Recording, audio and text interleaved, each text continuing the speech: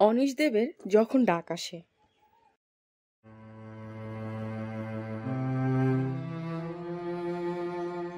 তখন ডাক্তাররা সাড়া না দিয়ে পারে না, এটাই ডাক্তারদের ধর্ম। রোগীর কল এলে যেতেই হবে, সে তুমি এমবিবিএস হও কি এমডি হও কিংবা এলএমএফ কি আরএমপি হও। কথাটা বলতে বলতে ডক্টর পণ্ডিত হাসলেন।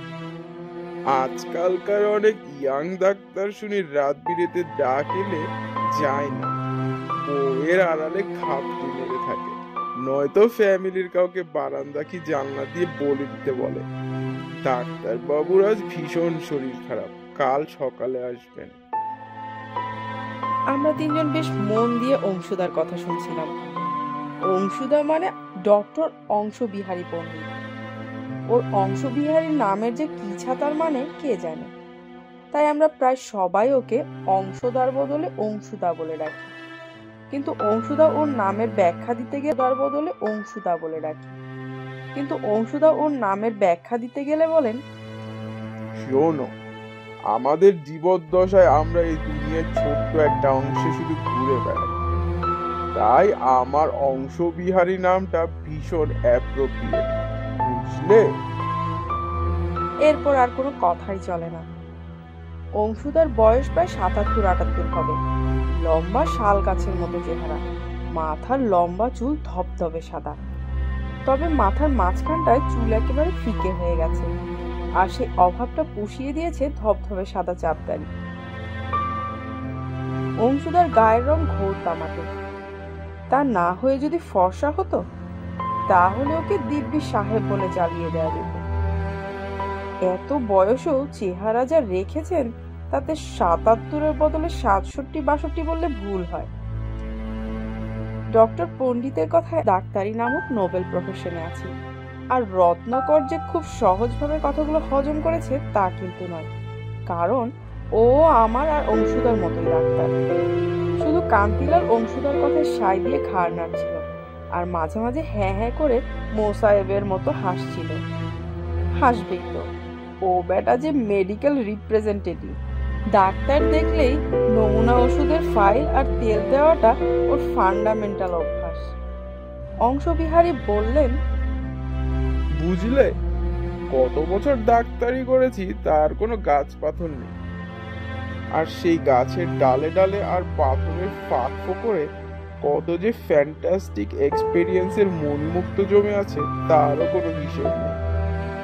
আমরা জানি এবারে সেই মণিমুক্তর পাহাড় থেকে এক পিস মণি কিংবা মুক্ত অংশুদা আমাদের প্রেজেন্ট করবেন, সে আমরা চাই বা না চাই।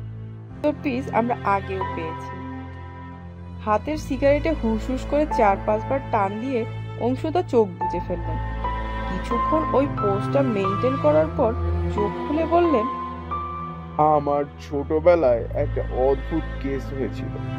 আমি ফস করে জিজ্ঞেস করলাম, আপনি কি ছোটবেলা থেকে ডাক্তার নাকি? আমার প্রশ্নে রত্নাকরের মুখে একটুকু বাঁকা তৃপ্তির হাসি খেলে গেল লক্ষ্য করলাম। অংশুদা হেসে আমার দিকে তাকালেন। কি বুদ্ধি! আমি আমার ডাক্তারির ছোটবেলার কথা বলছি। আরো ২ বার সিগারেটে টান, আরো একবার চোখ বোঝা পোজ, তারপর, শোনো ডক্টর অভিনন্দন সরকার, গলায় স্থ্যাতো ঝোলালেই কেউ ডাক্তার হয় না, গায়ে কালো কোট পরলেই কেউ উকিল হয় না। আসল ব্যাপার হলো respect to your profession and to maintain dignity of your profession. আজ সন্ধ্যাবেলা এক ওষুধ কোম্পানির দেয়া পার্টিতে আমরা জড়ো হয়েছিলাম। ওষুধ কোম্পানির প্রচার বক্তৃতা, ডাক্তারি আলোচনা, খাওয়া দাওয়া, আড্ডা সবকিছু শেষ হওয়ার পর আমরা ছোট ছোট দলে ভাগ হয়ে বিক্ষিপ্তভাবে বসে গ্যাজানি চালিয়ে যাচ্ছিলাম। ডক্টর অংশবিহারী পণ্ডিত মেডিসিনের খুব খ্যামটেক ডাক্তার, কিন্তু আমাদের তিনজনেরই অনেক দিনের চেনা বলে আমাদের কাছে অংশুদা হয়ে গেছেন, ঠিক যেন আমাদের গার্ডিয়ান। ওর জ্ঞান আর গুণ আমাদের তিনজনকেই খুব টানে, তাই ওর বকুনিতে আমরা রাগটাগ করি না। টানের পর টান মেরে সিগারেটটা খতম করলেন অংশবিহারী, তারপর গলা খাকারি দিয়ে শুরু করলেন। একটা মণি অথবা মুক্তো ওর পকেট থেকে বেরিয়ে এলো। আমি তখন খুব ছোট, মাত্র বছর তিনেক হলো ডাক্তারি শুরু করেছি।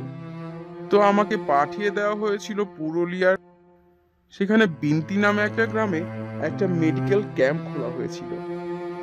ওই ক্যাম্পে আমি ছিলাম নীলমণি ডাক্তার, মানে সবের ধন নীলমণি আর কি। জায়গাটা পশ্চিমবঙ্গ আর বিহারের বর্ডারের কাছাকাছি। সময়টা 1958 কি 59 হবে। সেই সময় ওইরকম একটা জায়গার অবস্থা বুঝতেই পারছো।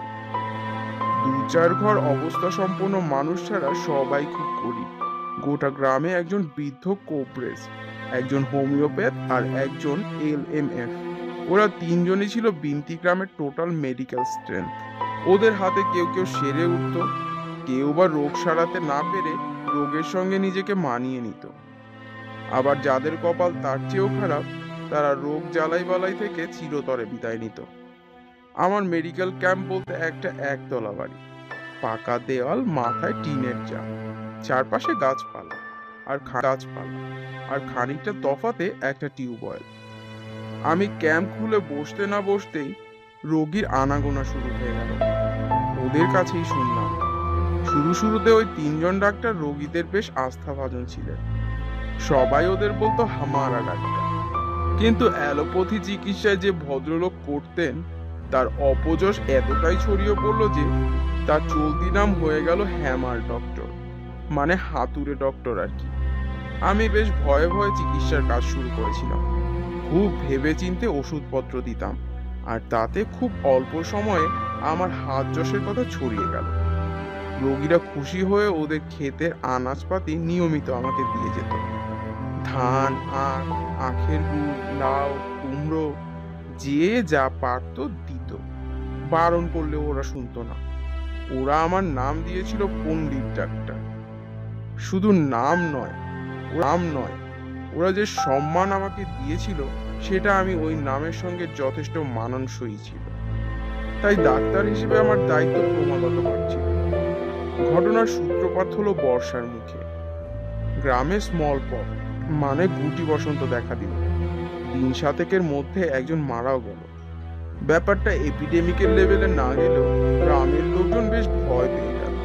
কেউ কেউ তো গ্রাম ছেড়ে পালিয়েই গেল। স্মল পক্স এপিডেমিক যে কি জিনিস সেটা 1974-এর মহামারীতে বেশ ভালো রকমের বোঝা গিয়েছিল। মাত্র 5 মাসে প্রায় 15,000 লোক বিহার, উড়িষ্যার ও ওয়েস্ট বেঙ্গলে মারা গিয়েছিল।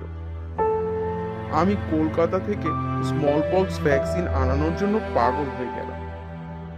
নিজেই বারচারে কলকাতায় ছুটলাম। তোরা তো জানিস, ভ্যাকসিন মানে কাউ পক্সের সিরাপ, মানে গো বসন্তের রস। কিন্তু এটা কি জানিস, ভ্যাকসিন কথাটা ডক্টর এডওয়ার্ড জেনার প্রথম চালু করেছিলেন, আর শব্দটা তিনি নিয়েছিলেন ল্যাটিন ওয়ার্ড ভ্যাক থেকে। যাই হোক, ভ্যাকসিন জোগাড় করে আমি লড়াই চালাতে লাগলাম। কিন্তু যাদের গুটি বসন্ত ধরে গিয়েছিল, তারা স্রেফ ভগবানের নাম জপ করতে লাগলো, আর মরতেও লাগলো। গ্রামের মানুষ ডেড বডি না পুড়িয়ে কবর দিতে লাগলো। ওদের বিশ্বাস, মাটি চাপা দিলে পরে গুটি বসন্তের জীবাণু আর বাইরে আসতে পারে না, বরং মৃতদেহ শ্মশানে পোড়াতে গেলে এই জীবাণু ছড়িয়ে পড়তে পারে, ডেড বডি নিয়ে যাওয়ার সময়, আবার পোড়ানোর সময়ও। এইরকমই একটা সময়ে বর্ষার প্রকোপ বেড়ে উঠল। একে বর্ষাটা, তার উপর শুরু হলো নিম্নচাপের এফেক্ট। সে সময় তো আর আজকের মতো ওয়েদার ফরকাস্ট করার আধুনিক প্রযুক্তি ছিল না, তাই আকাশের দিকে তাকিয়েই লোকজন রোদ কি বৃষ্টি হবে তার গণনা করত। ধপ করে শুরু হয়ে গেল। যখন খুশি আসে, যখন খুশি জোরে কিংবা আস্তে হয়। আবার তার খামখেয়ালিপনা কখনো বা হয়তো 1-2 ঘন্টার বৃষ্টি নেমেই থেমে যায়। টিনের চালে বৃষ্টির চড়বড় শব্দ আমার কানে শুয়ে গিয়েছিল, তাই রাতে ঘুমোতে খুব একটা অসুবিধা হচ্ছিল না। কিন্তু একদিন রাতে ওই বৃষ্টির শব্দ ছাপিয়ে কার যেন ডাক শুনতে পেলাম, ডাক্তারবাবু, ডাক্তারবাবু গো। ঘুম ভেঙে গেল। বালিশ থেকে মাথাটা সামান্য তুলে কান খাড়া করে রইলাম। ও ডাক্তারবাবু, ডাক্তারবাবু। আবার কে যেন ডেকে উঠল। গলাটা পুরুষ মানুষের। রাত বিরতে মাঝে মাঝে রোগীর লোকজন আমাকে ডাকতে আসে। আসে এই ভরসায় যে এরকম ডাক যখনই আসে তখন আমি কাউকে ফেরাই না। এটা মাত্র কয়েক মাসেই বিনতির সব্বাই জেনে গিয়েছিল। তাছাড়া পণ্ডিত ডাক্তার বলে গ্রামের লোকজন আমাকে যে সম্মান দিত, তাতে ডাক্তারি প্রফেশনের ইমেজকে গ্লোরিফাই করাটা ছিল আমার মেজর রেসপন্সিবিলিটি।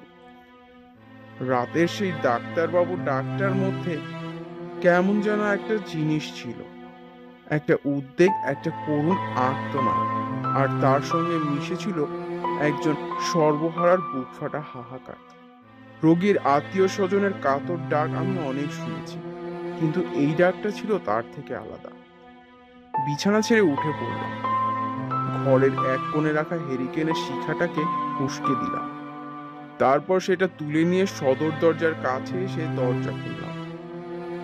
বাইরে ঝমঝম করে বৃষ্টি পড়ছে তখনও। অন্ধকারে কিছুই প্রায় দেখা যাচ্ছে না। হেরিকেনটা উঁচু করে তুলে ধরলাম। অন্ধকারে আগন্তুককে যতটা না দেখা যাচ্ছিল, তার চেয়েও দেখা গেল সাদা সাদা বৃষ্টির ফোঁটা। দরজার বাইরে একটা জং ধরা টিনের শেড, সেখান থেকে অজোর ধারায় বৃষ্টির জল গড়িয়ে পড়ছিল। বৃষ্টির চিকের আড়াল ডিঙিয়ে একজন ছায়া ছায়া মানুষকে দেখা গেল। আমাকে দেখে আবার সেই ব্যাকুল স্বরে ডাক দিয়ে উঠল মানুষটা। ডাক্তার বাবু, জলদি করে একবার চলেন। কি ব্যাপার, কি হয়েছে? ডাক্তার বাবু, আমি পিতানন্দ। কাঁদো কাঁদো স্বরে বলল সে। আমার মুকুন্দ বাবার অবস্থা এখন তখন, সবাই তাকে ফেলে পালিয়ে গেছে। আপনি দয়া করে একটিবার চলেন ডাক্তার বাবু। আসছি বলে আমি ঘরের ভেতরে চলে এলাম। 1 মিনিটের মধ্যে চটপট তৈরি হয়ে বেরিয়ে পড়লাম। আমার সঙ্গে ছাতা, টর্চ আর ডাক্তারি ব্যাগ। পিতানন্দ হাত বাড়িয়ে টর্চ আর ব্যাগটা নিল। তারপর টর্চের আলো ফেলে আমাকে পথ দেখিয়ে নিয়ে চলল। তবে সেটা দিয়ে কোনো কাজ হচ্ছিল না। ঝমঝম বৃষ্টি আর মাতাল বাতাস আমাকে একেবারে চেটে পুটে ভিজিয়ে দিতে লাগলো। পিতানন্দের গায়ে হালকা নীল হাফ শার্ট আর চেক চেক লুঙ্গি, সেটাও আবার ভাঁজ করে প্রায় উরু পর্যন্ত তোলা। ওর যেটুকু আমার নজর পড়ছিল তার সবটুকুই জলে সবসময়, কিন্তু সেজন্য ওকে এতটুকু বিব্রত বা কাহিল বলে মনে হলো না। পিতানন্দকে সরাসরি না চিনলেও ওর সম্পর্কে একটু একটু জানি। ওর মুকুন্দ বাবার কথাও অল্প স্বল্প জানি। মুকুন্দ বাবা হলেন মুকুন্দস্মরণ অধিকারী, এই গ্রামের বর্ধিষ্ণু বাসিন্দা। ওকে ছোটখাটো জমিদার বললেও ভুল বলা হয় না। ওর বিশাল মাপের 3 তলা বাগান বাড়িতে ওর স্ত্রী, ছেলে মেয়ে ছাড়াও অনেক আত্মীয় স্বজন থাকতো। সব মিলিয়ে জমজমে বাড়ি। মুকুন্দবাবুর খাস বেয়ারা হচ্ছে এই পিতানন্দ, থেকেই ওর কাছে থাকে। ওর জমি জমার চাষবাস দেখে আর ফরমাস খাটে। ওকে মুকুন্দ বাবা বলে ডাকে। শুধু ডাকা নয়, পিতানন্দ ওকে খুব ভক্তিও করে। গ্রামের অনেকেই পিতানন্দকে নিয়ে আলোচনা করে, বলে আগের জন্মে ও সত্যি সত্যি মুকুন্দ শরণের ছেলে ছিল। পিতানন্দকে আমি আগে কখনো দেখিনি, আর এই রাতে ঝমঝম বৃষ্টিতে ওকে যে ঠিকঠাক দেখতে পেয়েছি তাও না। যেতে যেতে পিতানন্দ কথা বলছিল।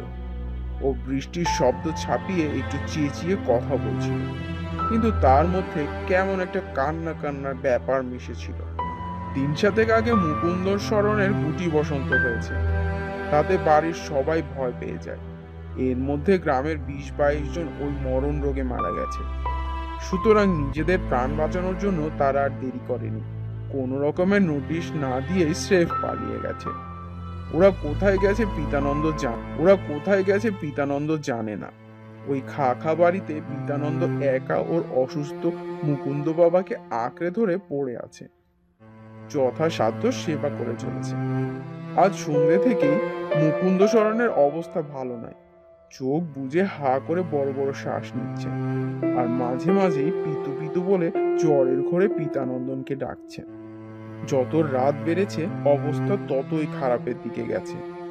তারপর জল কাদায় মাখামাখি হয়ে আমরা মুকুন্দ শরণের বাড়িতে গিয়ে পৌঁছালাম। 1 তলার অন্দরমহলের একটা ঘরে ওকে শুইয়ে রাখা হয়েছিল। 2 চোখ বোজা, শরীরটা বিছানায় যেন মিশে গেছে। গায়ের ওপর একটা কালো কম্বল চাপানো। মুকুন্দ সরণের বয়স বড় জোর 60-65 হবে, কিন্তু যে মুখটা কম্বলের বাইরে বেরিয়ে আছে সেটা বেশ বুড়োটে, ফ্যাকাশে মুখ, গাল ভেতরে ঢুকে গেছে, কপাল অনেকটা বড়, তার এক পাশে একটা শিরা আবার ফুলে রয়েছে, মাথার চুল তেলহীন রুক্ষ। ঘরে শুধু একটা বাল্ব জ্বলছিল, মাথার উপরে সিলিং ফ্যান থাকলেও সেটা চলছিল না। আলোটা বিছানার মাথার উপরে থাকায় মুকুন্দ সরণের চোখের নিচে গাঢ় ছায়া তৈরি করে কালো গর্তের মতো দেখাচ্ছিল। বসে যাওয়া গালেও ছিল ওই একই রকম ছায়া।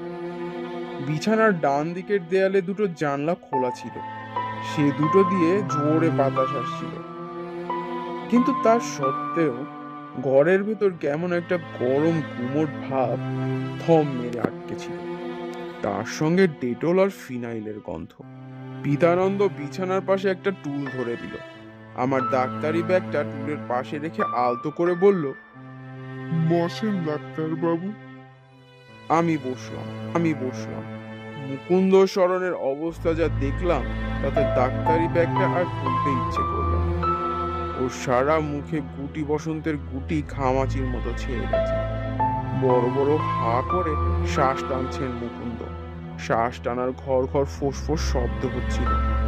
অনেকক্ষণ জলের নিচে ডুবে থাকার পর কেউ যখন জলের উপরে উঠে এসে শ্বাস নিতে চেষ্টা করে তখন যেরকম শব্দ হয় সেই রকম শব্দ মাঝে মাঝে হচ্ছিল। আমি অবাক হয়ে দেখছিলাম একজন অসুস্থ রুগ্ন মানুষ কিভাবে মরিয়া হয়ে অক্সিজেন টানার চেষ্টা করছে। বাইরে বৃষ্টির শব্দ হচ্ছিল, সেই শব্দ ছাপিয়ে ওর প্রায় কানের কাছে মুখ নিয়ে গিয়ে আমি গলা তুলে বললাম, কষ্ট হচ্ছে? কি কষ্ট হচ্ছে? ওর মুখের হা আরো বড় হলো, মুখ দিয়ে আ একটা জড়ানো শব্দ বেরোলো। আমি কম্বলের নিচ থেকে ওর হাতটা বের করে, কিন্তু আঙুল ছোঁয়াবো কোথায়? সর্বত্রই হিজিবিজি করছে। তবু দেখলাম, যেটুকু বুঝলাম তাতে আমার মনে হলো আর সময় নেই। হঠাৎই দেখি খোলা দরজা দিয়ে 4 জন মানুষ কখন যেন ঘরে ঢুকে পড়েছে। চুপচাপ এসে মুকুন্দ সরণের বিছানার পাশটিতে এসে দাঁড়িয়েছে। এত রাতে এরা কারা? আমার মুখের ভাবে পিতানন্দর নীরব প্রশ্নটা ধরতে পেরেছিল। ও আমার কাছে এসে চাপা গলায় বলল, এরা আশেপাশেই থাকে, মুকুন্দ বাবাকে মাঝে মাঝে দেখতে আসে। আমি মানুষগুলোকে দেখছিলাম, ওদের মধ্যে কোথাও কোনো মিল নেই, কারণ ওদের 4 জনের বয়স 4 রকম। সবচেয়ে ছোট যে তার বয়স 16, আর সবচেয়ে যে বড় তার বয়স প্রায় 70-72। ওদের গায়ের রং ফর্সা, তামাটে কালো এবং মিশ কালো, কিন্তু সবার মুখেই কেমন একটা বিষণ্ণ প্রসন্ন ভাব, যেন ওরা বুঝতে পারছে মুকুন্দ সরণের সময় ফুরিয়ে এসেছে, ডাক এসে গেছে। কিরকম দেখছেন ডাক্তারবাবু? পিতানন্দন জিজ্ঞেস করল। আমি একটা দীর্ঘশ্বাস ফেলে মাথা নাড়লাম, বললাম, সেরকম কোনো আশা দেখছি না পিতানন্দ। আমার কথায় অতিথি 4 জনের মুখে বিষণ্ণতার ছায়া আরো গাঢ় হলো। ওদের মধ্যে যে সব থেকে বেশি বয়স্ক সে মুকুন্দ শিওরের কাছে গিয়ে ওর কপালে হাত রাখলো, বিড়বিড় করে কি যেন বলল। সেদিকে তাকিয়ে বাকি 3 জন মাথা নাড়ল, যেন বিড়বিড় করে বলা কথাগুলো ওরা শুনতে পেয়েছে। পিতানন্দনের মুখেও হতাশার ছায়ার পরত পড়েছে, সেটা লক্ষ্য করে আমি বললাম, পিতানন্দ, একবার কোরামিন ইঞ্জেকশন দিয়ে চেষ্টা করে দেখি। ডাক্তারি আমার জামা কাপড় বৃষ্টিতে অনেকটাই ভিজে গেছে, কিন্তু তা সত্ত্বেও বেশ গরম লাগছিল, গায়ে গলায় বেশ ঘাম হচ্ছিল, তাই পিতানন্দকে ইশারা করে সিলিং ফ্যানটা চালাতে বললাম। তখনই খেয়াল করলাম পিতানন্দের জামা কাপড় শুকনো, অথচ ভেজা জামা কাপড়ে আমি এখনো বেশ নাজেহাল। তাহলে ওর জামা কাপড় শুকলো কি করে? নাকি এক ফাঁকে ও পোশাক বদলে এসেছে? কিন্তু বদলে এলেও কি হুবহু একই রঙের পোশাক পরে আসা সম্ভব? এ তো আর ইউনিফর্ম নয়। যাই হোক, ওসব চিন্তা ছেড়ে আমি ডাক্তারিতে মনোযোগ দিলাম। ইঞ্জেকশনটা রেডি করছি। তখনই মুকুন্দশরণ হেঁচকি তুলতে শুরু করলেন। মাথাটা পাগলের মতো এপাশ ওপাশ ঝাঁকাতে লাগলেন। ওর থুতনিটা সিলিং এর দিকে তাক করে স্থির হয়ে গেল। মুখের হাঁটা বিশাল গহ্বরের চেহারা নিল। একটা মিহি হেঁচকির একটানা শব্দ বেরিয়ে এলো ওর গলা চিরে। তার সঙ্গে খানিকটা গাঢ় সাদা ধোঁয়া। ধোঁয়ায় সাদা আঁকাবাঁকা রেখা শূন্যে ভাসতে লাগলো। তখনই বুঝলাম সব শেষ। আমি একা নয়, ঘরে হাজির প্রত্যেকেই বুঝতে পেরেছিল সব শেষ। মুকুন্দশরণের হা করা শীর্ণ মুখটা বীভৎস দেখাচ্ছিল। পিতানন্দ ঝাঁপিয়ে পড়লো কম্বলের উপরে, মৃত শরীরটাকে আঁকড়ে ধরে চিৎকার করে বিলাপ করতে লাগলো। মুকুন্দ বাবা, বাবা গো, আমায় ছেড়ে কোথায় গেলে গো? আমি প্রভু ভক্ত আশ্চর্য মানুষটাকে দেখছিলাম। এমন টান আর ভক্তি শ্রদ্ধা সহজে দেখা যায় না। হঠাৎই একটা অদ্ভুত ব্যাপার খেয়াল করলাম। পাখার হাওয়ায় মৃত মুকুন্দশরণের চুল উঠছিল। আমার জামার হাতা তীর করে কাঁপছিল। আমার মাথার চুলো যে উঠছে সেটা আমি দিব্যি টের পাচ্ছিলাম। কিন্তু ওই পর্যন্তই। আমি আর মুকুন্দশরণ ছাড়া বাতাস বোধহয় আর কাউকে স্পর্শ করতে পারছিল না।